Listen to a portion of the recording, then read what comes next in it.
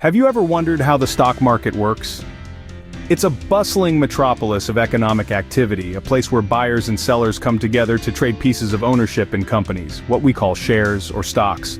Imagine a bustling marketplace, but instead of fruits and vegetables, it's stocks that are changing hands. The price of these shares is a fascinating dance of supply and demand, rising and falling based on a multitude of factors. These can range from the company's financial health to global economic trends, and even public sentiment about the future. So, how does one navigate this complex landscape? Enter the efficient markets hypothesis. It's a theory suggesting that stock prices fully reflect all available information, implying that it's impossible to consistently achieve higher than average profits. Now that we understand the basics of the stock market, let's delve into the efficient markets hypothesis. So, what exactly is the efficient markets hypothesis? Well, picture this. You're at a bustling market where goods are traded. Now imagine that this market is so efficient that every item's price perfectly reflects all the available information about it. This is the crux of the efficient markets hypothesis. But instead of goods, we're talking about stocks. This theory suggests that the stock market is always perfectly efficient.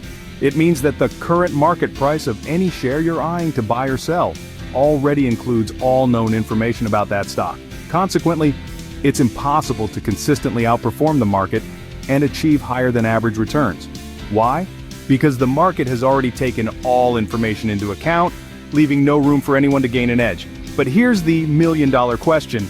Is the efficient markets hypothesis really accurate? Let's explore this. Despite its wide acceptance, the efficient markets hypothesis has its critics. Let's explore some of the objections raised against this theory. To start, the existence of market anomalies and irregularities poses a significant challenge.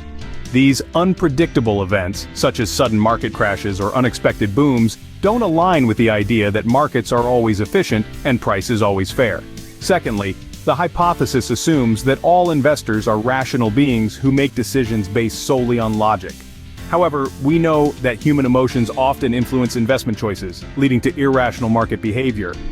The dot-com bubble of the late 90s and the housing market crash of 2008 are prime examples of this. Lastly, the efficient markets hypothesis presumes that all investors have equal access to information at the same time. Yet, information asymmetry is a common phenomenon in real-world markets, creating an uneven playing field.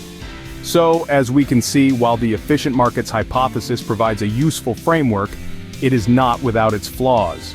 So, what have we learned today about the efficient markets hypothesis?